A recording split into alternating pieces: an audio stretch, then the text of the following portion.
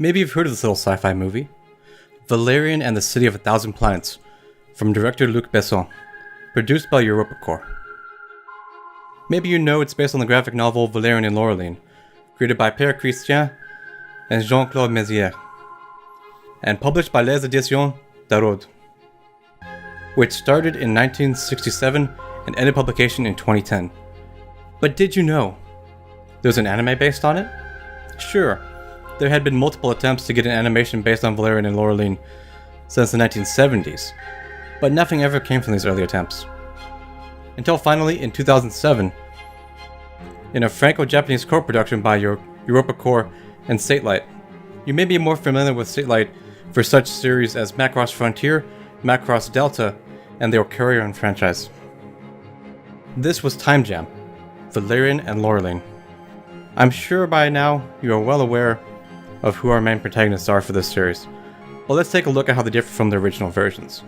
Valerian, space-time agent and ladies' man, plus a space doofus. Instead of hailing from the year 2720, like in the comics, he is instead from the year 2417. Laureline, a highly intelligent peasant girl originally from the year 1000, instead hails from the year 912. Let's take a look at the premise of Time Jam, Valerian and Laureline. In the year 2417, space-time cadet Valerian is sent on his final test before he becomes a full-fledged member of the space-time service.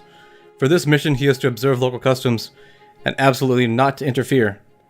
The consequence of such an event would be failure, and to never become a fully fledged space-time agent. This proved to be difficult, and he nearly found himself about to be executed alongside Laureline. With Laureline's help, they were able to escape back to Valerian's ship.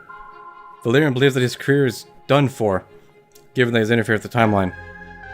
Valerian and Laureline return to 2417, and the Earth is gone. This was not the case in the graphic novel. Let's take a critical look at Time Jam, Valerian and Laureline. The animation is competent, though styled a bit more for Western aesthetics. The dub is acceptable, although a little cringe at times, but that could just be the writing.